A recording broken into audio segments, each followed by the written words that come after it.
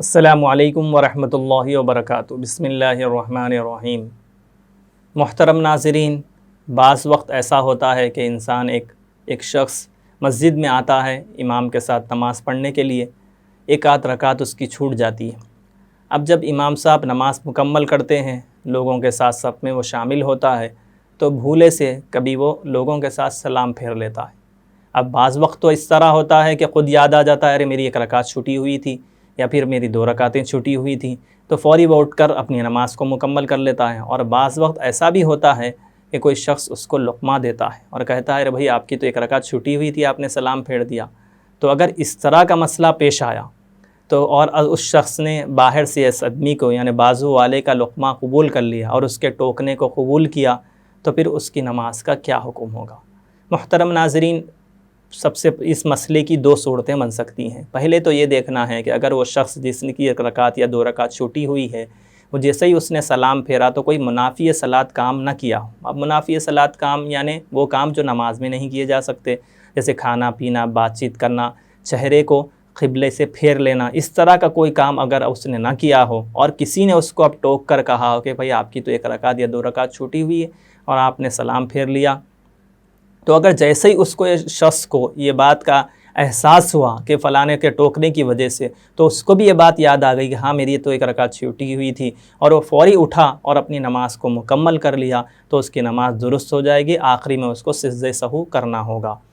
اور اگر اس نے سجدہ سہو نہیں کیا، یہ سوچ کر کہ ارے بھائی بہت جلدی میں اٹھ گیا تھا، تب تو اس کی نماز کو وقت کے اندر لوٹانا واجب ہے، اور اگر وقت کے اندر وہ نہیں لوٹایا تو وقت کے بعد لوٹانا مستحب ہے۔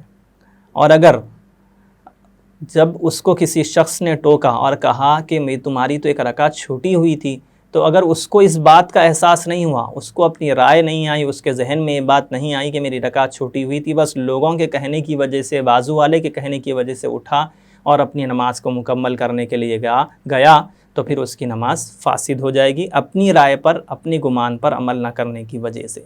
اس کو لیے نماز کا دہرانا، لوٹانا ضروری ہوگا۔ تو بات کلیئر ہو گئی کہ ایسے موقع پر اپنی گمان، اپنے ذہن کو حاضر رکھنا ہے، اصل تو یہی ہے۔ اور اگر ایسا ہوا کوئی کسی نے کچھ کہا ہے تو پہلے اپنے ذہن پہ اعتبار کرنا ہے کہ اگر میرے ذہن میں یہ بات آ رہی ہے کہ یقیناً میری رکعت چھوٹی ہوئی ہے، تو پھر اس پر عمل کرنا ہے۔ نہیں چھوٹی ہوئی ہے تو پھر نہیں چھوٹی، وہ تو مسئلہ کلیئر ہے۔ لیکن اگر کسی شخص نے کہا ہے آپ کو، تو پھر اگر آپ نے اپنی رائے پر عمل کیا تب تو نماز صحیح ہوگی، اور اگر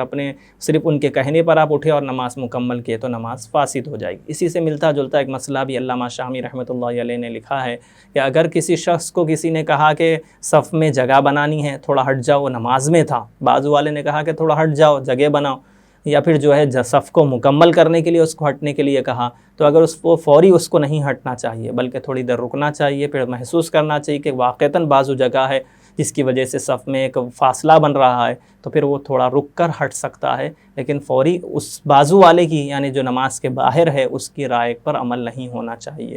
امید ہے کہ بات سمجھ میں آ گئی ہوگی۔ آخر میں درخواست یہ ہے کہ ویڈیو کو لائک کریں، شیئر کریں اور ہمارے چینل زاد مسلم کو سبسکرائب کریں۔ کسی اور ٹاپک پر کوئی اور ویڈیو بننی چاہیے تو کمنٹ سیکشن میں کمنٹس کر کے ضرور بتلائیں۔ جزاکم اللہ خیر۔